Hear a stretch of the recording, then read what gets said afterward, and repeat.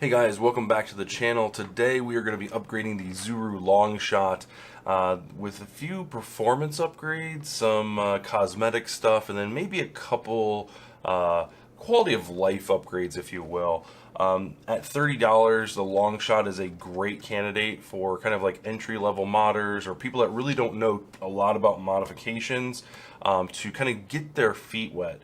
You don't really have to worry about breaking like a Worker Harrier, which is $180. This is $30 to get you in. It's already hitting really, a decent amount of FPS at stock level, anywhere between 120 all the way up to 150, depending on what darts you use.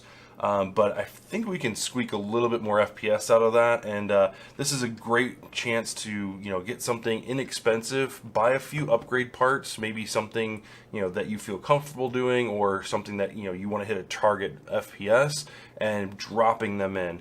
Now, there's been a lot of modification videos out there, so obviously don't just watch this one. There's several others, so make sure you're watching.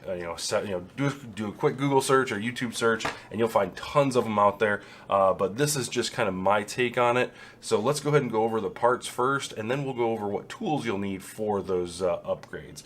So first off, obviously you need the Zuru Longshot. Obviously, this is going to be a $30 blaster that you pick up from Target or Target.com. I would definitely check Target.com first and see if they're in stock before you go out to your local Targets, because this has been on the shelf for probably about a month now.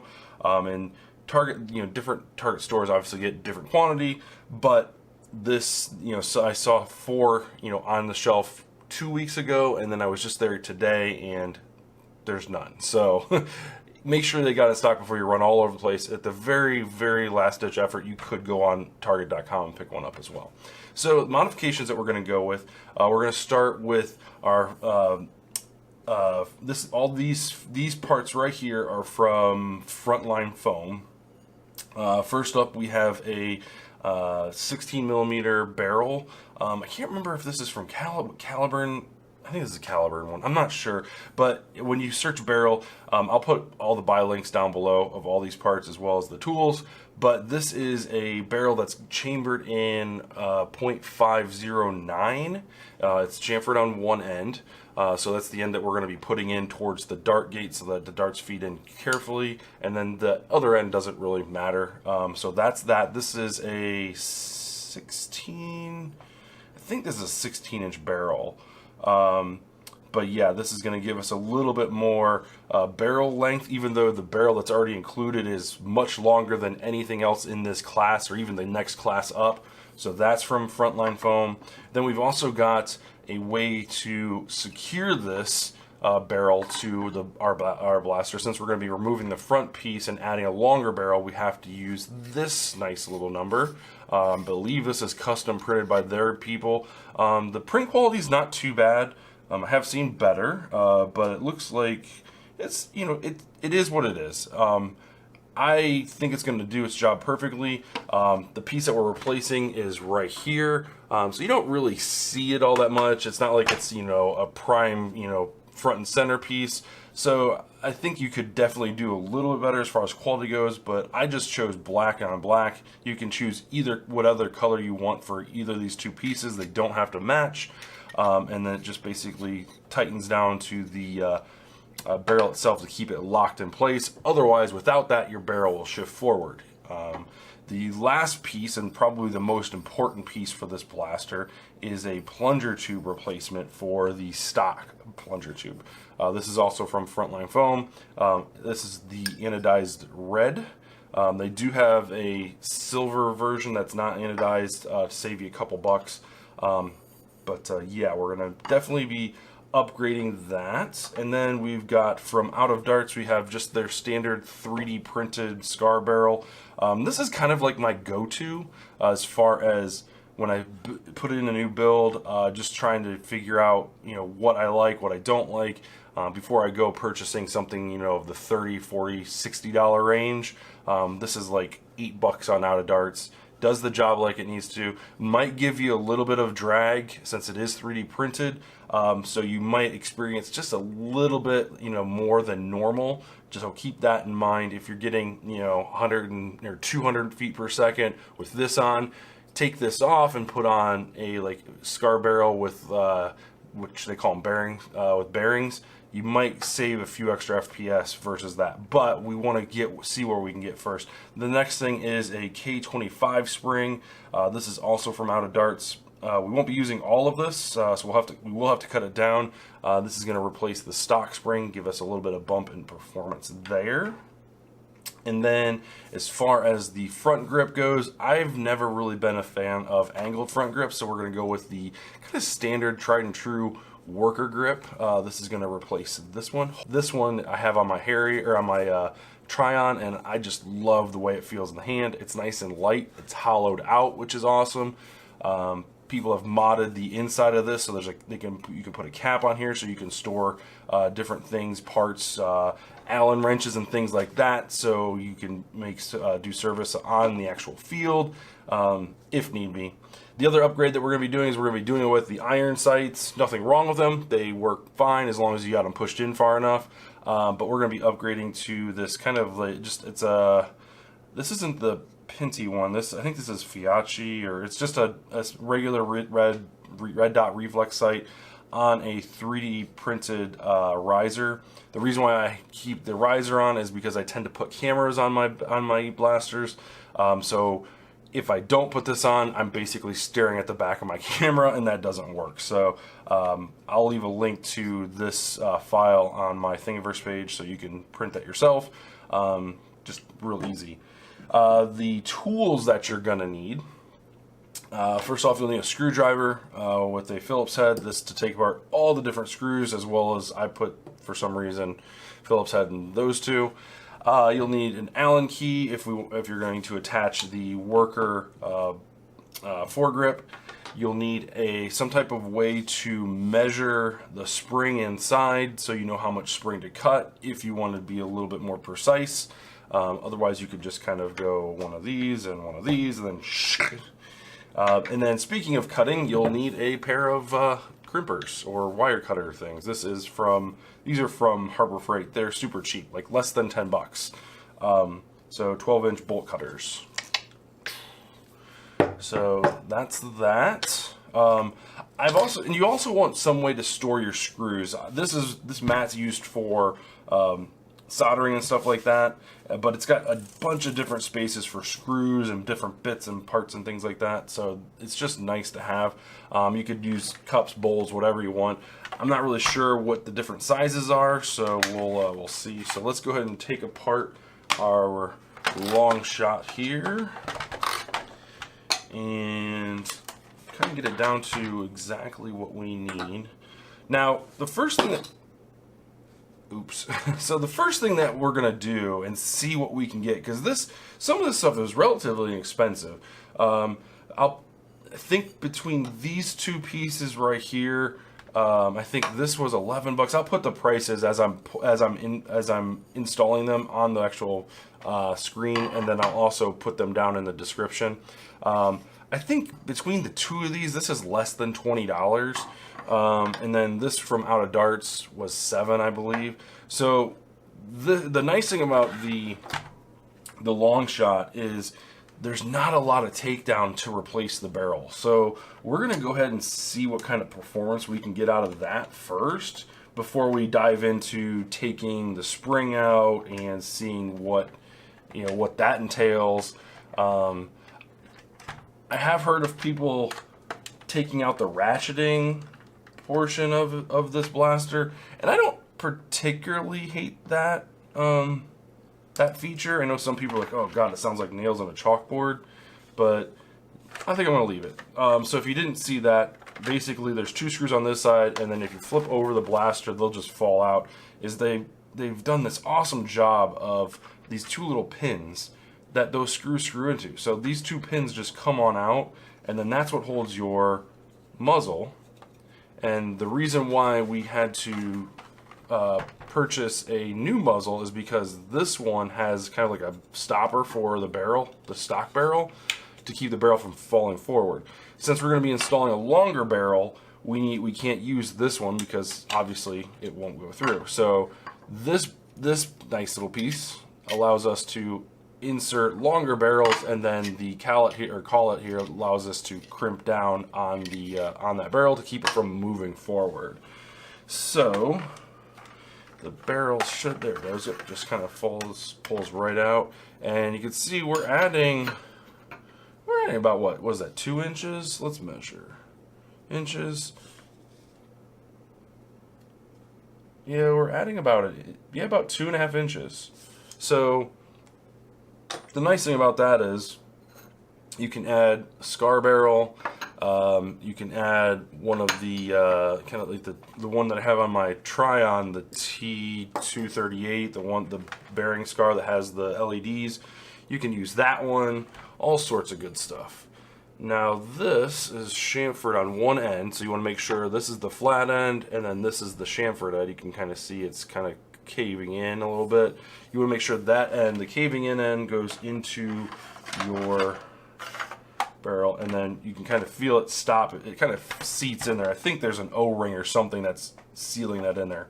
And then we take our new muzzle, stick that right over top, and it just friction fits in. It should be nice and snug. There we go. And then you got 2 pieces here, one's longer, one's shorter. The longer one goes on the bottom, and you want to be mindful there is a little tab that fits in there, just like that. Looks like the tab goes down on that one, and the tab goes up on the other one. So with that tab in, you just drop a screw here, and I kind of go backwards a little bit until I feel it seat in, because we are working metal into plastic, so you don't want to, try not to strip those threads. Give it a nice little turn. Do the same thing again. This time the tab goes up with the shorter one, and this one's a little bit tighter. Yeah. So you want to just make sure you kind of wiggle it in there so it's nice and snug.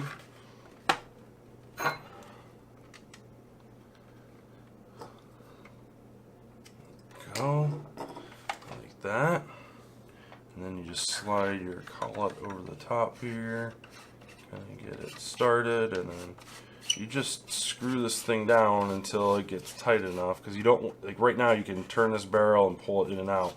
You don't want that. So lefty loosey, righty tighty. They did add some nice knurling to the collet part, to this like kind of nut part, which is nice. Nice and tight. Remember, you are working with a 3D printed part, so don't squeeze too tight. There we go. Alright, so the barrel's not moving, and then we've got our 3D printed scar barrel. Again, I know this isn't the best one, but this is a good one to start out with. Just push that all the way on. It should go all the way in, and you should feel it bottom out. There we go. Boom, just like that. Alright, so with that, let's go ahead. We're not going to put this on here. Let's go ahead. Actually, we will put this on because we're going to go take this out and do some testing with just this upgrade alone, and see if the stock spring benefits from a 2.5 inch longer barrel, and yeah, see how it goes. So still primes, still fires, has a really good seal even through the scar barrel. So let's go check it out on the range, see how she does. Alright guys, so we are back in from the range, and tell you what, this actually surprised me quite a bit with how just this did. And what we'll do is we'll actually go back through at the end of the video and talk about what we just did, and then the rest of it. I don't want to get bogged down here, so we're going to continue with the modifications. So we'll leave this stuff together. We are next going to try and get the spring out of here, and I don't know, let's see here. So I think, let's try this. So let's take the barrel out, and the spring should be just like right here. Now we do have to take the whole thing apart to get to the plunger. So maybe we'll just, Yeah, maybe we'll just take the whole thing apart. So we'll just start here at the top or the front and work our way backwards.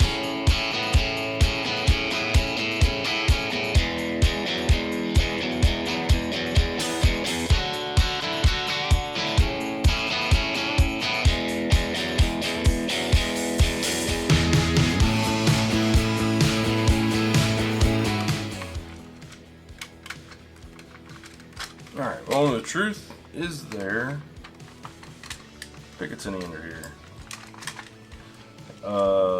There is not.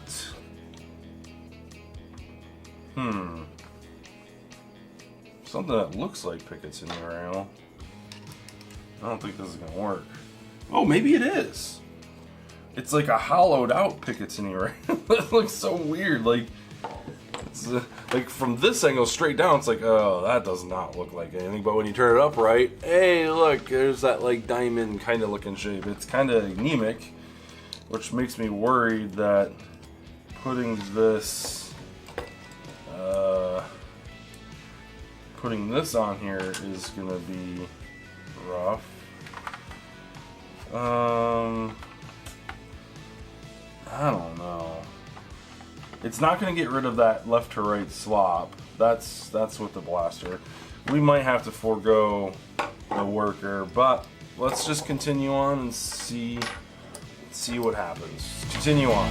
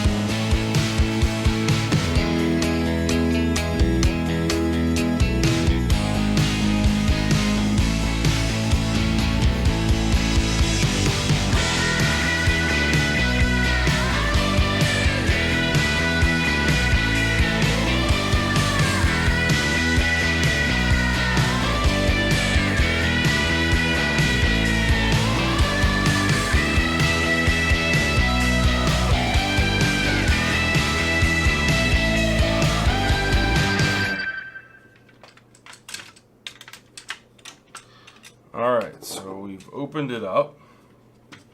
There's the inside. Let's see here, we've got a couple screws here. Yeah, they're all the same. Every single one on the outside plus underneath the buttstock are the same size. That's amazing. And the other nice thing is they just come out when you flip them over. A lot of times when you open up like a Nerf blaster, you know, you flip it over and they're stuck because they're threaded through this side too, which may or may not be a plus. Alright, so here's our spring.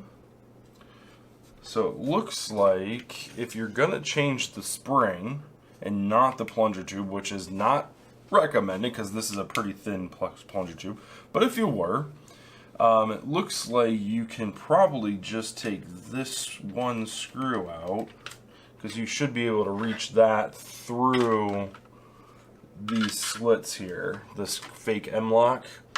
Reach your screwdriver through and unscrew this one screw here, which is is it the same? It's not.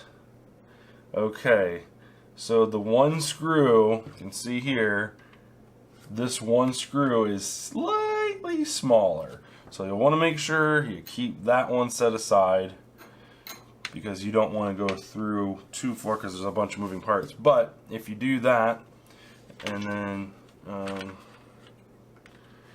obviously when you take these two pins out, right? So you still have the blaster all together. You reach through, unpin that one, and then take those out. You can pull that out, reach in and pull this piece out. So that's like your slide, and then boom, you have access to your spring. So you could 2 screws swap out your barrel, a 3rd screw, and swap out your spring. That's amazing. So the stock spring is, how long is this? Roughly, this is going to be a rough 130. I get like 130.7 millimeters. 130. So, and this is a pretty stiff spring, not nearly as this. So I think what we'll do is we'll first, because we've got enough here to cut twice, and we've got 2 flat ends. So I think what we'll do is I think we'll cut the same length, and then that way they're both equal. So one other thing you might need, Sharpie. That way you don't have to keep measuring over and over again. So we line up flat end with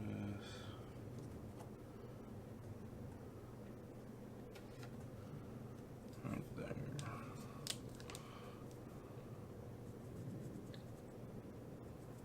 Right there. There we go. So now we can try and trim this thing.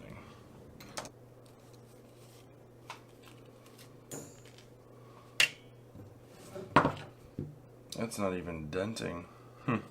Alright, so apparently my bolt cutters aren't quite strong enough or up to the task for cutting this spring. So we're going to set this upgrade aside for now. I will run out to the hardware store and see if anyone can make any recommendations as how to cut that. In the meantime, let's go ahead and upgrade the plunger tube. So, got a couple springs here, and usually what I like to do so I don't bump anything is that spring is not going to come off because you got a nice tab there. This spring, very well, the trigger spring, the return spring for the trigger, that could come off. So we're going to take that off, set that aside. You do have one up here. It looks like this might be the ratcheting system here. See, I just flung that spring. That's exactly what I didn't want to do. Where did that go? Oh, man. That is exactly what I didn't want to happen. There it is, right there. Oof, that was close.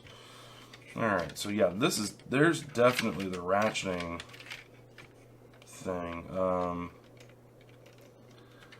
Let's take a look here. How can we get this? So we're going to leave the ratchet in. Here's the plunger. Nice. Here's the plunger tube. And the question is, can we get it out without breaking it?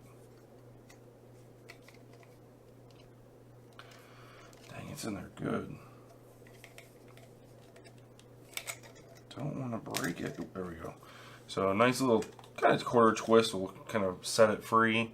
And you can see that's, I mean, I can squeeze it and it, yeah.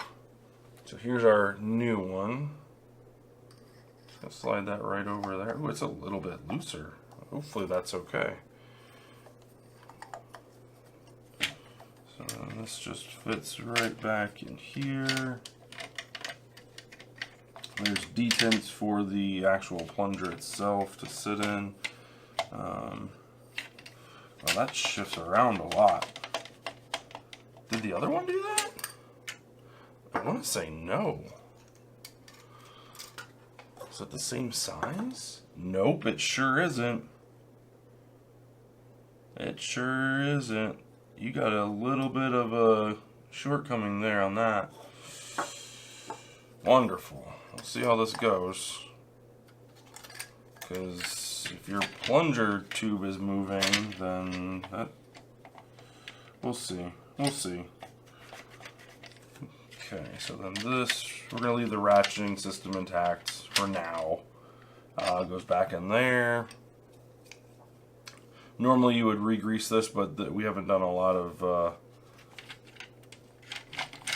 interaction with this thing, so we're just going to slide it back in for the time being. And put that back in there. Put this back on its rocker, just like that. There we go. So this will sit down in here. I believe it was open. I believe it was open that way.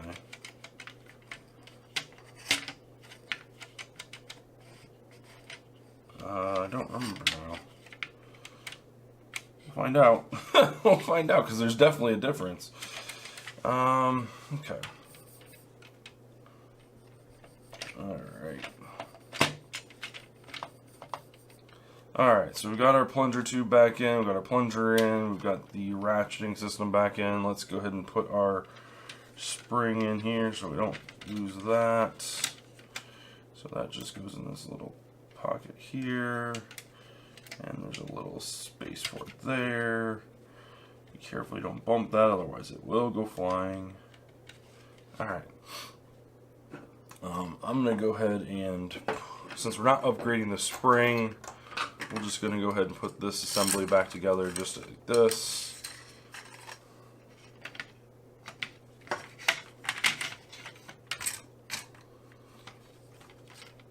And let's see here, so how did that go together? That is correct. There we go. So you want to put the white end underneath that, and you can take your smaller screw and reattach it up.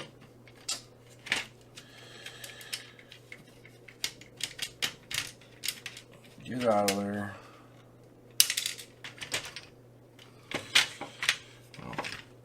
And I've lost the detent spring. Gosh darn it.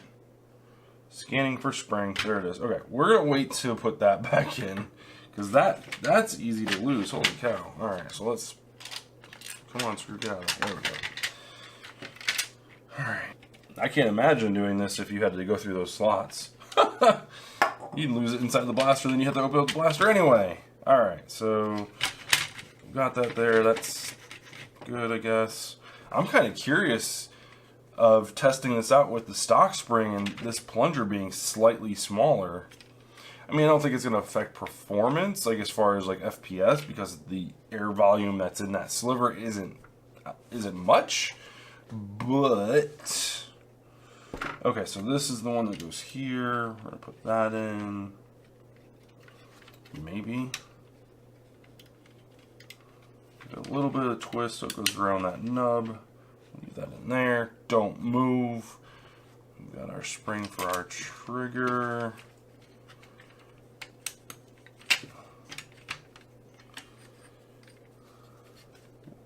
Oh, wait a minute. This isn't for the trigger. This is for the mag release. That's how that works. There you go. So this little nub here extrudes out the side of the barrel, or side of the blaster. You can pull this and it releases the short darts instead of the full length darts, so it won't release the actual mag adapter. This little detent here will press the release. Oh, that's so cool how that works. I thought that was for the trigger. Huh. I mean, it's up against the trigger, which is, I mean, all right. So I think we can go ahead and start putting it back together.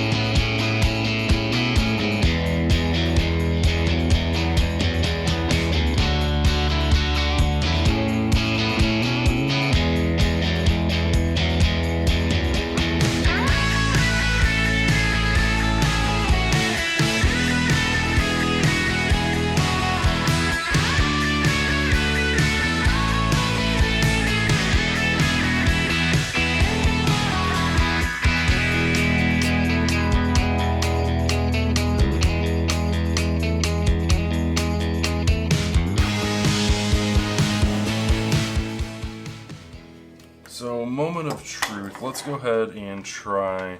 That looks sharp. I like that. People are all like, oh man, you won't be able to see through it. Like, I don't need to see all through that. I like the way that looks. That looks nice. All right, so we got that on. Moment of truth. Let's go ahead.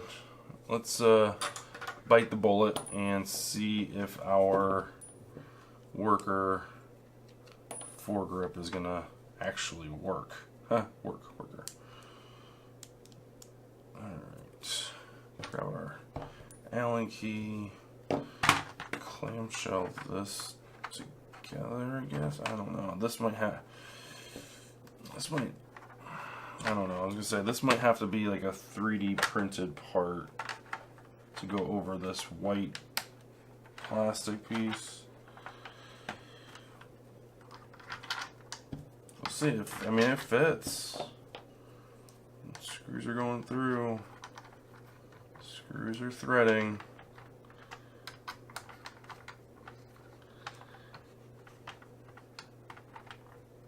Okay, it's on there. That's funny. So the long peg, we make sure that that's all the way down. Just fits in like that. The short peg goes up top. For some reason our short peg's a little bit tighter than the long peg. Flip it over. Drop a screw there.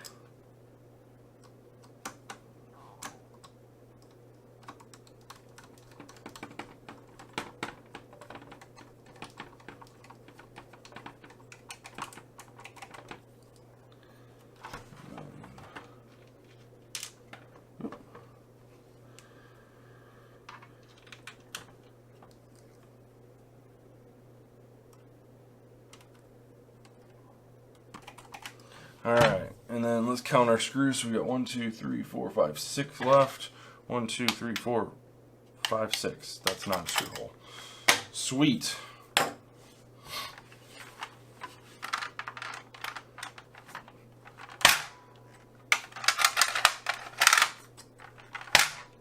Doesn't have quite the same air seal as it did before.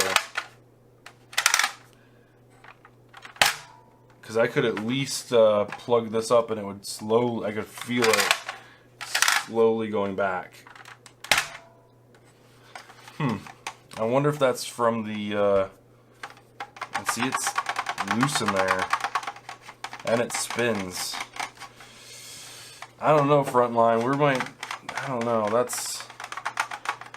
we'll do some testing with and see, but I'm not a fan of that spinning or going back and forth. I mean, that's going back and forth a lot. I mean, you think, I'm not going to move my fingers. And that's probably about 1/8 of an inch, maybe a little bit under a quarter. But it's definitely doesn't have the same air seal as the original.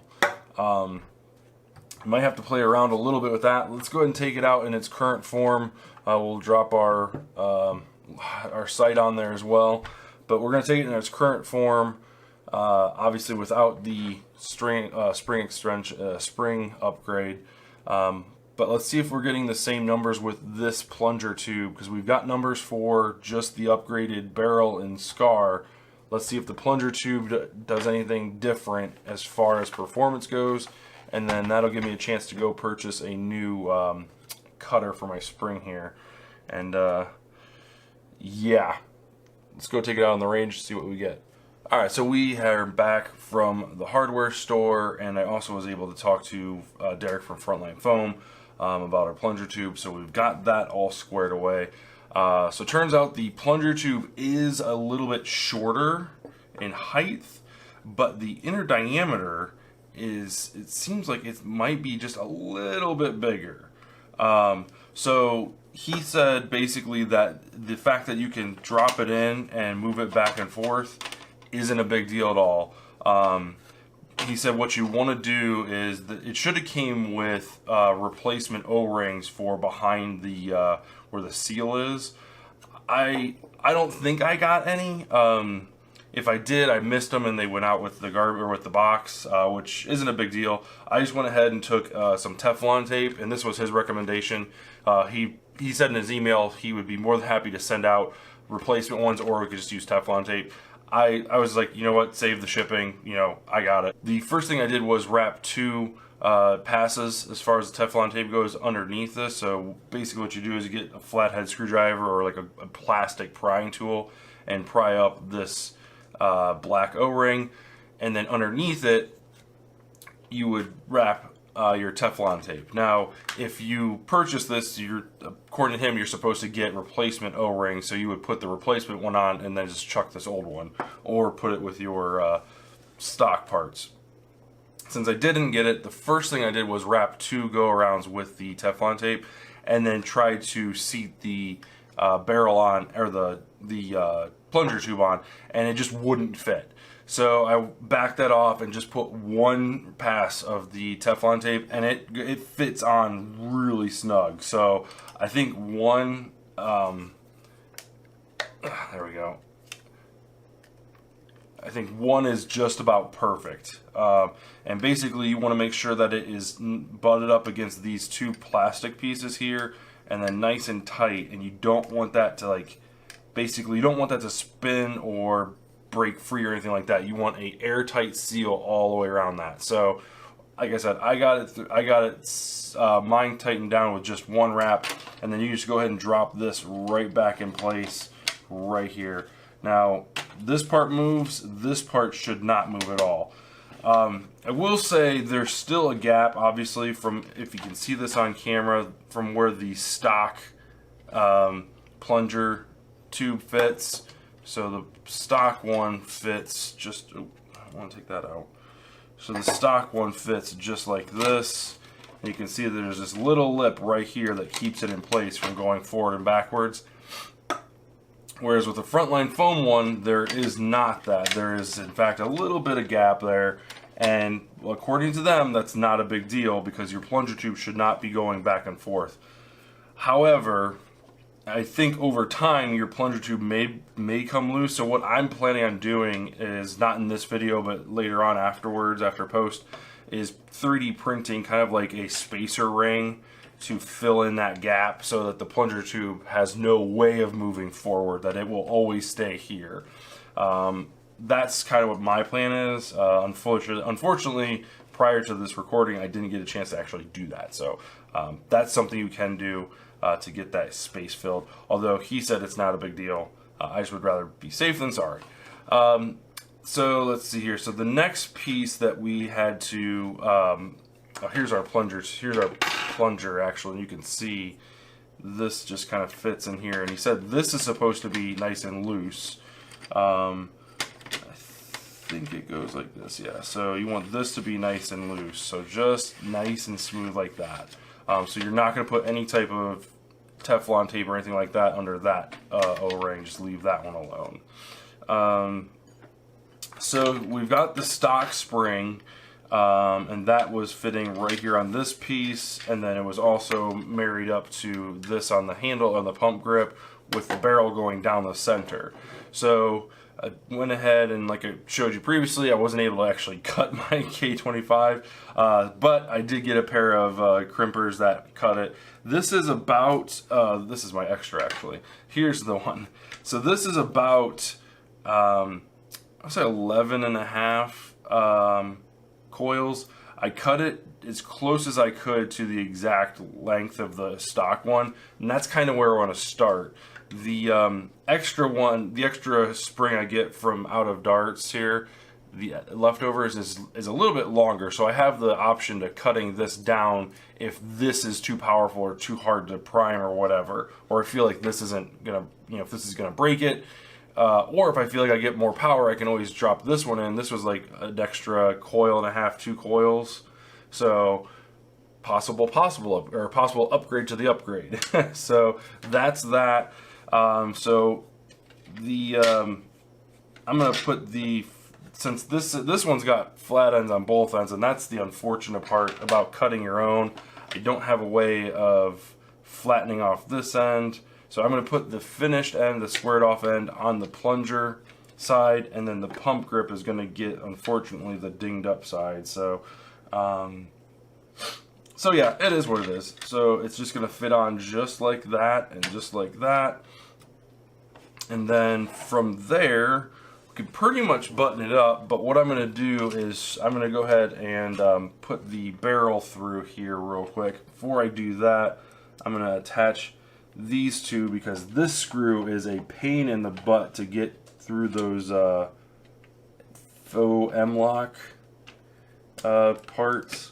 So I'm going to go ahead and button this one down first before we go any further. And if you'll remember, that is the only screw that's different in the entire blaster itself. That is a shorter screw than the regular screws that put the rest of the thing together. So anyway, so that's the plunger rod connected to the pump grip. So I've got the stock barrel here, and take off my label here so I don't get confused in between shoots. So I've got my stock XShot barrel here. Remember, this kind of seeds all the way through here, and it goes all the way into like this dart gate part here and into the plunger tube here. I guess that's not really the dart gate, because the dart gate would be back here. Anyway, so it goes all the way back into the plunger tube here. And the one thing you want to make sure is that you've got a nice solid seal when it comes to this connection back here. So it's going to marry up with, let's see if I can get it to show on camera without breaking it. So this seal right up here is what it's going to kind of fill into. And you want to make sure that it's nice and tight in there. So see how it kind of like slides in and slots in? That's what you want. But this is going to allow you to add on some different type of scar barrels. And you want to make sure you get that same kind of, see how it kind of clicks in right there. So you want to make sure you get that in there. The other thing we've got is our muzzle attachment with a collet front, and this is from Frontline Foam again.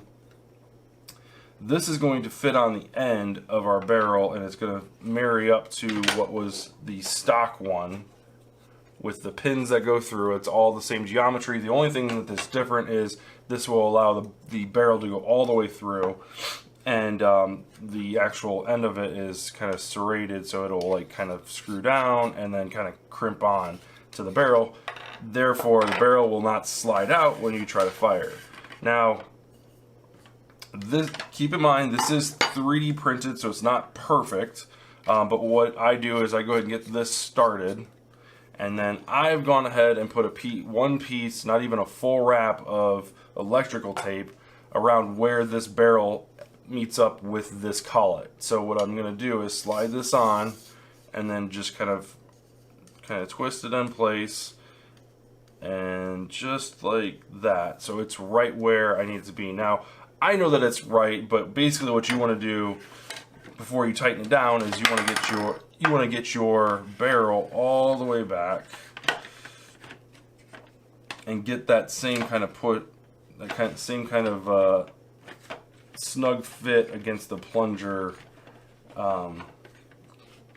against the seal in there. So we want to make sure we're going to give ourselves a little bit extra on this side. So slide it in, and there's that little kind of crimp, and then we know we need to get these holes matched up with those, so we'll slide our collet or whatever, we'll slide this muzzle in just a little bit more. The other thing I want to be cautious of too is the pump grip here.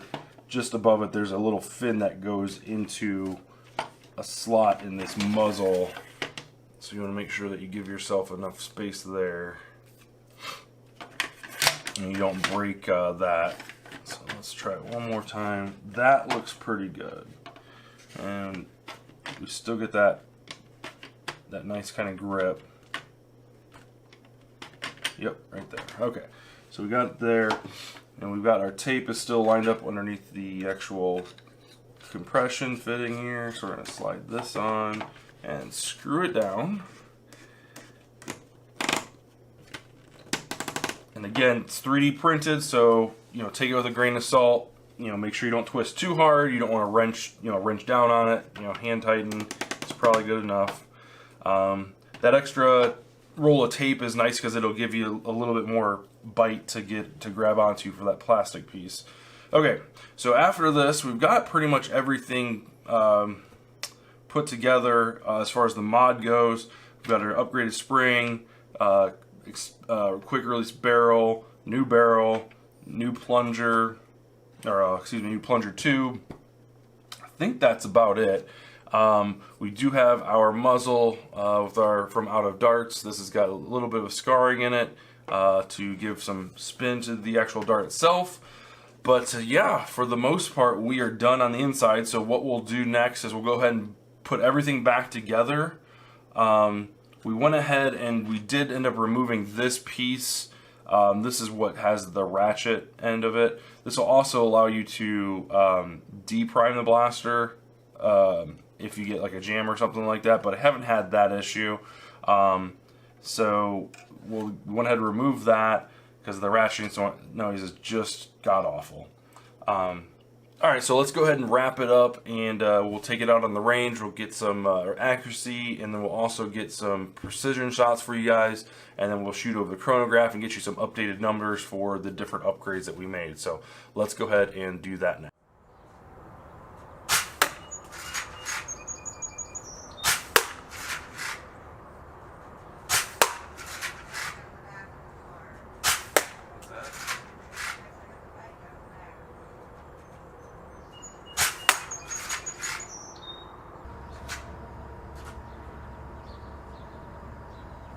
We're at 45 feet. We're going to start with Worker Gen 3 Plus darts and see how this goes. Aiming dead center.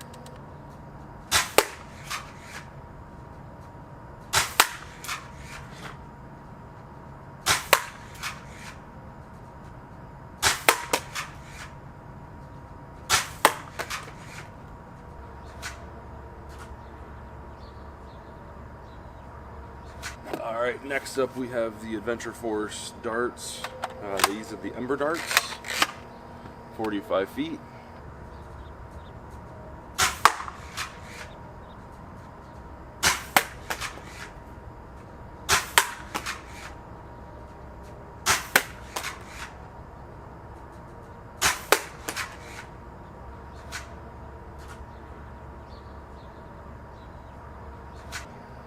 Alright, next up we have the Dart Zone Ruby darts, 45 feet. Dead center.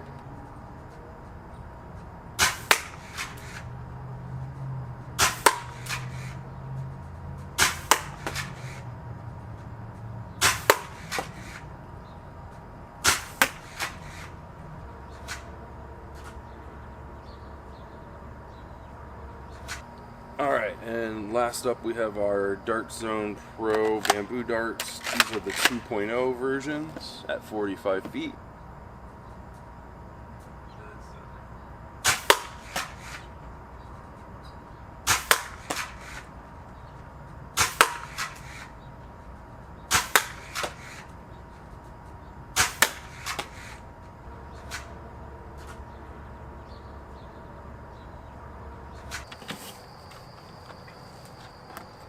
Alright, so we are at 60 feet with the long shot.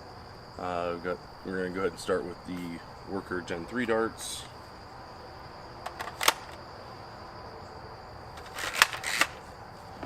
Aiming dead center.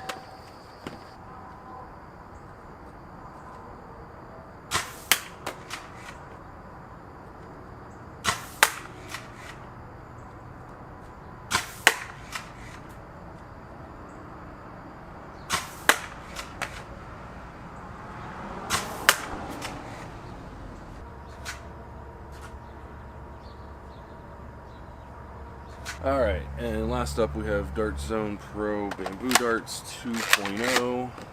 We're at 60 feet, aiming dead center.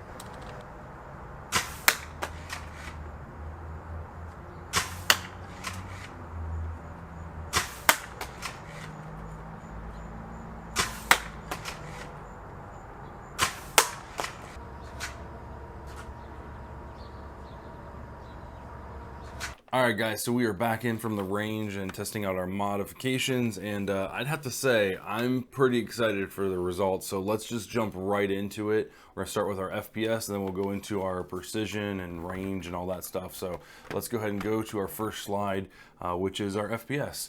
The first thing I want to mention is we're going to be doing things a little bit different with this kind of review of the results, and we're going in the fact that we're going to be looking at the stock performance versus a Nexus Pro, because I feel like that's about the closest comparison between the two. So looking at the first slide here, we have the stock performance Nexus Pro, which I reviewed forever ago, and the stock performance of the Longshot. And you can kind of see, you know, where the extra $20 gets you. So Nexus Pro is roughly, you know, depending on where you go, the Nexus Pro is running about $49.99, $50 is the MSRP, and then you can sometimes find it on sale for a little bit less than that, and sometimes, if you're very lucky, you can find it on clearance for $14.99. So without a doubt, if you find it on sale, it's a maybe. If you find it on clearance, it's, yeah, why not? Absolutely pick it, because not every Walmart runs those clearances and things like that. So take it with a grain of salt. So majority of the places will have it at that $50 price point. So this coming in $20 under that at $30 at Target. We've got a little bit of a wiggle room there to play with our budget. So I figured this would be a good example. Say, hey, should you upgrade this and come in under budget, or should you just buy an Nexus Pro? You know. So the first thing we want to look at is compare the FPS to the Nexus Pro, and of course, you see there isn't quite a comparison here, because the Nexus Pro just outperforms in just about every category.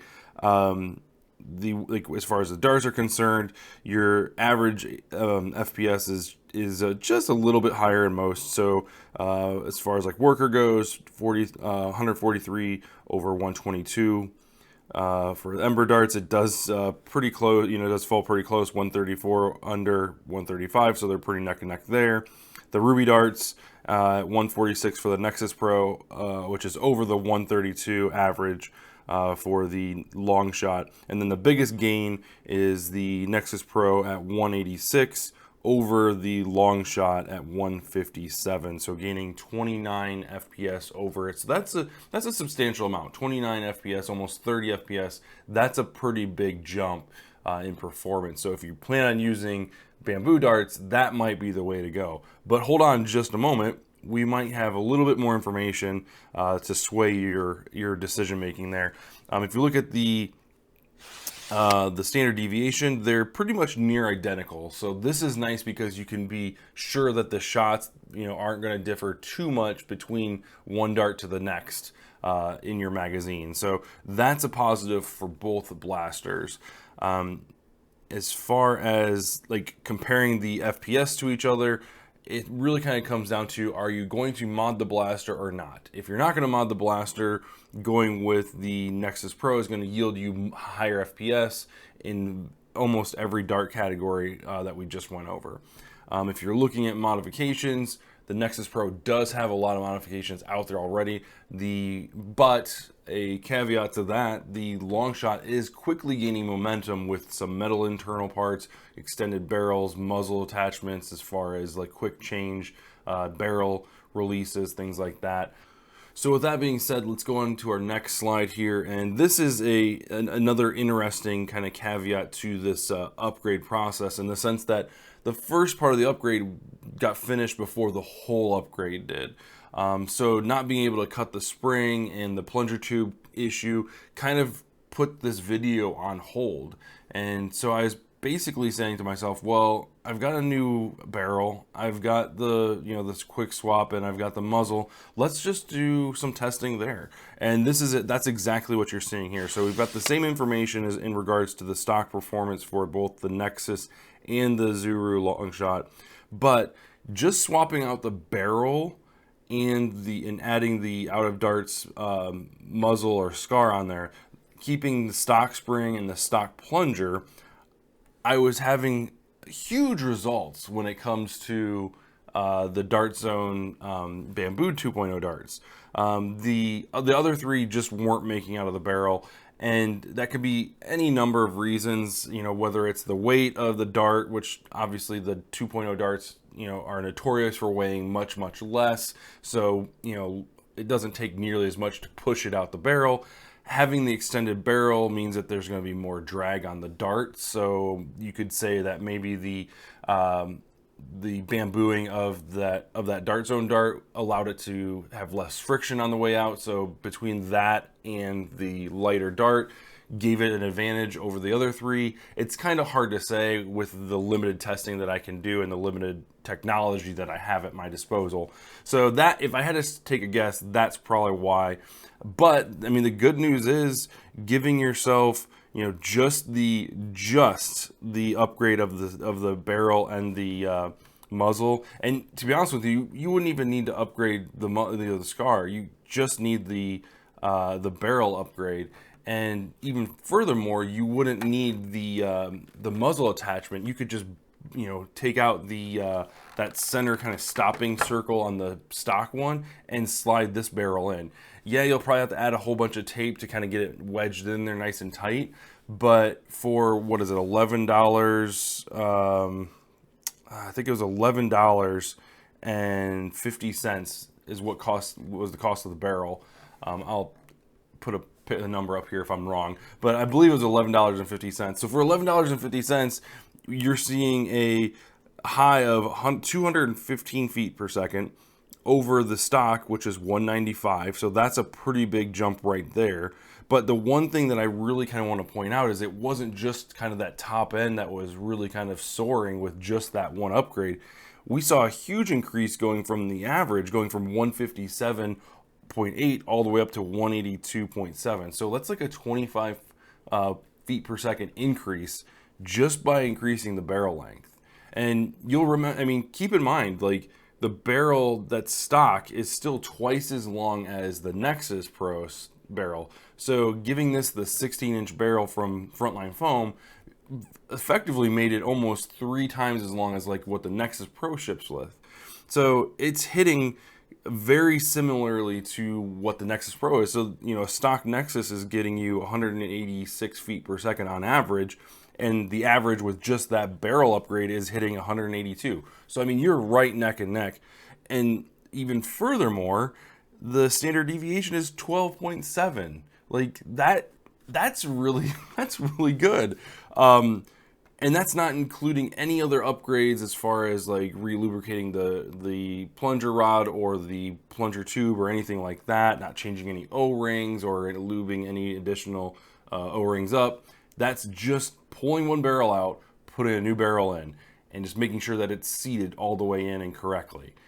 And that's a pretty big upgrade. Now, I will say, take it with a grain of salt, because I have talked to several other people and they saw a different type of outcome. Now, I'm not sure what barrel they were using, but the one that I have from Frontline Foam, the .509 16-inch caliber, I think is what they have it under. Check the link in the description. I'll make sure to link it there. But that one I saw a significant improvement. So let's go ahead and move on to the full upgrade and get you some FPS numbers here. So the next slide is literally just comparing the stock performance to the fully upgraded, what you see right here with the plunger, the longer barrel, and the stronger spring.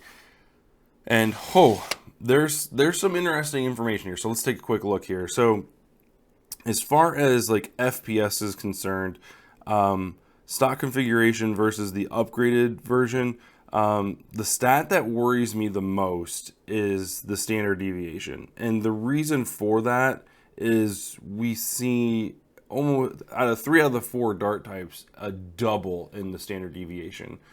Now, this could be from a couple different reasons, and it might need a little bit more tinkering, a little bit more time modding, but opening it back up, putting in some additional lubrication on the inside of the plunger tube, making sure that the O-rings are well sealed, which I know the back one definitely is. but making sure that that front O-ring has enough lubrication to freely move back and forth smoothly up and down that plunger tube. So that's probably one thing that I could definitely do. Making sure that the barrel is sealed all the way back, which I'm almost 100% sure it is, because I demonstrated earlier in the video of it, you know, kind of locking into place. So I don't think that's the issue at all. If I had to pinpoint it, it's something within that barrel or in that tube or whatever. No fault of Frontline Foam at all. Absolutely not. It's a wonderful product. Absolutely. But that's probably what I need to do to get that number kind of more congruent with the stock version. Also looking at the numbers here. So as far as the FPS like numbers are concerned, we saw a pretty decent jump in most of them. So workers saw a 44 FPS increase, going from 122 stock to 166 in this upgraded form. Ember darts, they saw the least, 135 to 158, which was a 23 FPS improvement. And then ruby darts went up 29, going up to 161 with the upgraded version. And then bamboo saw the biggest upgrade, going from 157 all the way up to 219, a whole 62 feet per second faster. And those are averages. Those aren't the highs. Those are the averages of these darts coming out the barrel. Again, we ran 20 brand new darts each test, whether that was FPS, that you're seeing here, or out on the range, which you already saw, brand new darts, and this right here is really good. So again, the FPS is one thing, but the standard deviation really has me worried, and I think that's one thing that would kind of hold me back from using this as my primary in its current upgraded form. I'm going to go back and do a little bit more modification on the inside. Might do a quick short video, so keep an eye out for that. I'll link it in the description of this video if I do end up getting around to that one. And then posting a pinned comment saying, hey, check this one out for the upgraded version. Okay, so that wraps up our FPS tests. So let's go ahead and take a closer look at the precision shots that we took out on the range. Let's go ahead and jump into that slide next. So the first thing that you'll notice is we, again, want to look at the kind of the comparison stock of the Nexus Pro versus the Longshot. So not only are we looking at the FPS, but we also want to look at how it's performing on the range. So looking here, you've got on the left hand side our Longshot option, or Longshot results with the Ember darts from Adventure Force. Those actually turned out really good. I was very impressed, and you can see it in my review. It kind of was my recommendation. I never recommend those darts, and for this blaster, it seemed to really like it. As far as like results are concerned, it's pretty much on par with the Nexus Pro.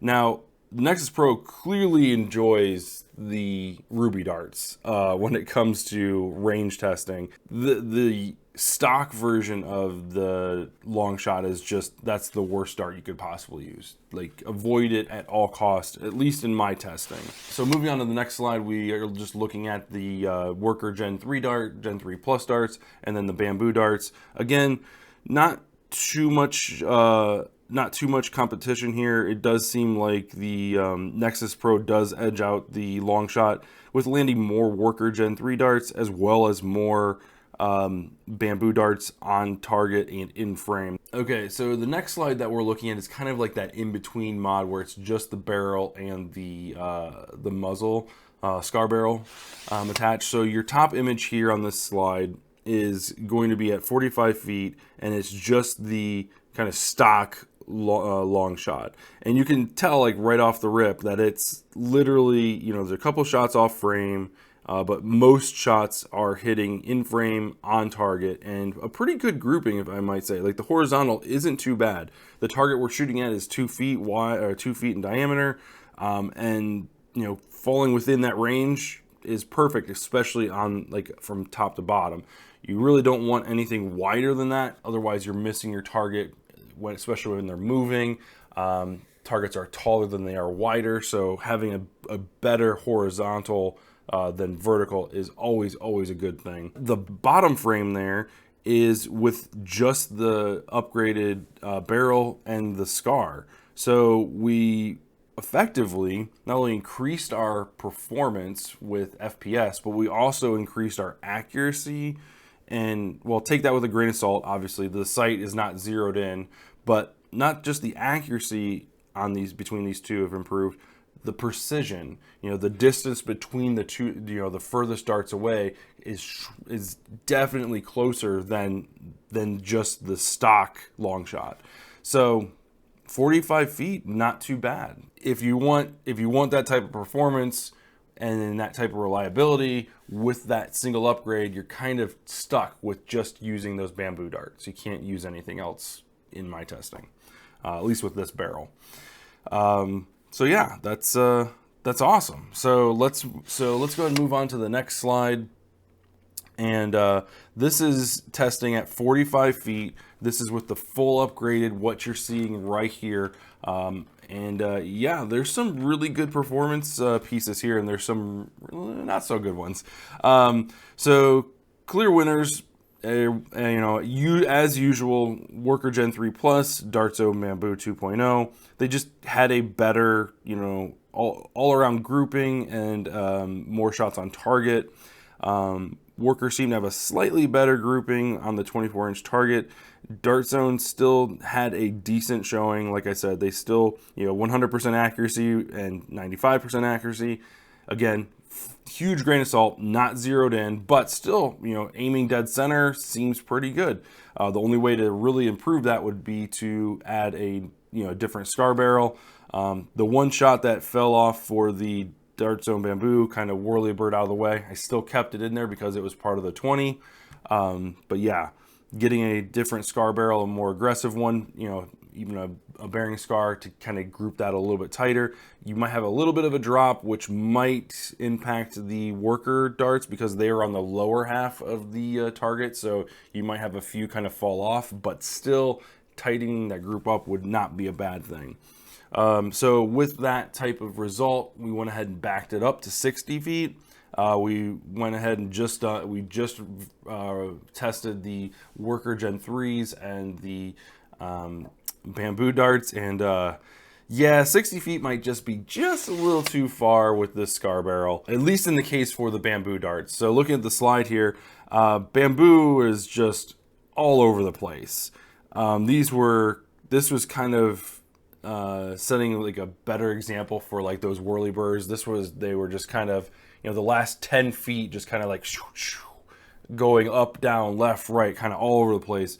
So I'm wondering if a better scar barrel would improve that, or if that's just kind of like, that's just too much power and too far of a distance for that dart.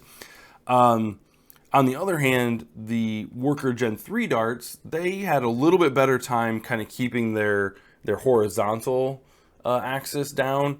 Their vertical was kind of so-so, with some of the darts falling out of frame, which isn't a bad thing, especially when the majority of them are in frame. Kind of you're aiming center mass and you hit them in like the thigh or whatever. That's kind of what this is representing. But overall, I'm still impressed. I wouldn't say 60 feet is the optimal, especially hitting at 55%. But if you bump up to 50 feet, you'd be probably looking pretty darn good. 55 feet, that's kind of somewhere in there is going to be like the happy medium. 50 feet for the Dart Zone Bamboo, that's probably as far back as I would go as far as the optimal level. With this setup, at least, if you throw on a better scar barrel, you might have a different result. But 60 feet might just be too far and too long of a distance for those darts to be reliable. So let's go ahead and move over to like my final thoughts and kind of what I'm looking at as far as this mod goes and what you should do. As far as what I enjoyed, I 100% love the fact that this kind of stretched out the range of the blaster to 50 feet. I think 50 feet is a good kind of distance to engage in, not necessarily sniper range, but like, for humans versus zombies. Obviously, shooting 200 feet per second isn't HVZ, capable, but shooting 50 feet in like an arena style match or, PvP, that is kind of like a sweet spot for this blaster. So 50 feet is great for that. And the fact that you get 2 darts that can do that, you know, the Worker Gen 3s and the Bamboos, you get some options. Now, if you didn't want to spend, you know, the amount of money on all of these upgrades and just go with the barrel, you know, getting that, you know, that huge bump in performance for very limited like resources. I mean, like, you know, that still falls less than a Nexus Pro stock. And you've got yourself a really nice blaster. Keep in mind though, the plunger tube is still an area of concern. Just make sure that your plunger tube is seated all the way back, is solid, it's not rotating. If it is rotating, that means it's not seated in the back of the blaster correctly. And that's something you might have to look at. Keeping in mind that you don't want to wrap too much, you know, Teflon tape around the underside of the O-ring, because you don't want to break the plunger tube, and especially since they have that spring in there, that kind of like buffer spring, you know, all that energy is going somewhere. So when you pull the trigger, you know, the plunger tube's, you know, going backwards, and that kind of buffer spring is collapsing or, you know, compressing to kind of slow it down. And all that energy has got nowhere to go but expand. So if you put too much Teflon tape and kind of really cram it on there, it's more likely to break and more apt to like that pressure. So be cautious, but I guess I would, my kind of tip or advice would be leave the O-ring as is and just make sure that you're seated as far back as you can and it's solid. You don't want it kind of rotating or anything like that. That would be my advice for the stock one. But picking up even the, you know, the regular non-anodized plunger tube would probably be a good investment, and, you know, give you some long-term, you know, reliability and kind of that ease of mind, you know, type of mentality. So the other thing that I really enjoy about this upgrade is the exposed barrel. That kind of gives us a lot of options as far as what we can put on the front of it. You know, you're not kind of pigeonholed into what the blaster manufacturer is like, hey, you know, you have this opening and you can work with this, then you're good. This gives us a more kind of standardized kind of attachment point, whether that's, you know, 3D printed, scars, B-cars, you know, metal, like full on, like, you know, like the T238, that thing would be fantastic on here. But it just gives you a lot of options. Worker has a number of like different scars that are available. Yeah, that's something that I really enjoy about this upgrade. The other thing that I can't not say it, like I have to. This plunger tube just looks so amazing in this blaster. I almost went with like the gold to try and match like the these like kind of goldish yellow accent points, but in the end I decided to go ahead and just go with the red, and I'm glad I did. I think it looks really sharp. The only thing that I think might look better is Out of Dart's black one. Having that kind of black spot right, you know, right in the center of your blaster, kind of giving you that nice kind of look. You know, it's a cosmetic thing, but it still looks pretty sweet. So I definitely would like to see that and what it looks like inside the blaster itself. So the things that I would like to see change, clearly the, you know, a little bit more work is to be done on inside to get this, you know, performing at the level that I want it to consistently. And that's the big thing, consistency. You know, adding more lubrication to the inside of the plunger tube, I think would go a long way. And I think that's, you know, after this video is done, that's the first thing I'm going to do is open it up and put some more lubrication in there and close it up and see, you know, what results I get. And then the other thing would be putting a better scar on. This is kind of like my go-to scar for, like, you know, these type of mods, because it's very inexpensive and it performs really well. But, you know, at that longer range, 60 feet is, you know, something that would be way beneficial to kind of like a longer range engagement. I know I said 50 feet was great. That extra 10 feet gives you a little bit more play style, a little bit more places you can, you know, kind of set up and, you know, work from. So having a different scar to kind of tighten that group. I've got a worker one that I can definitely try on here, as well as that T238. Those two I'd really like to try. So that may be another future video comparing scars to, each other versus B cars and things like that, and just kind of see what comes out of it. The last thing that I was kind of sad that I didn't get a chance to get it working for this video is this front pump grip. As you know, I said earlier, I'm not a big fan of angled pump grips, but the thing is, I didn't feel that the worker one married up to the Picatinny that was there. In fact, I don't think any pump grip that is like that would benefit or at least look the part.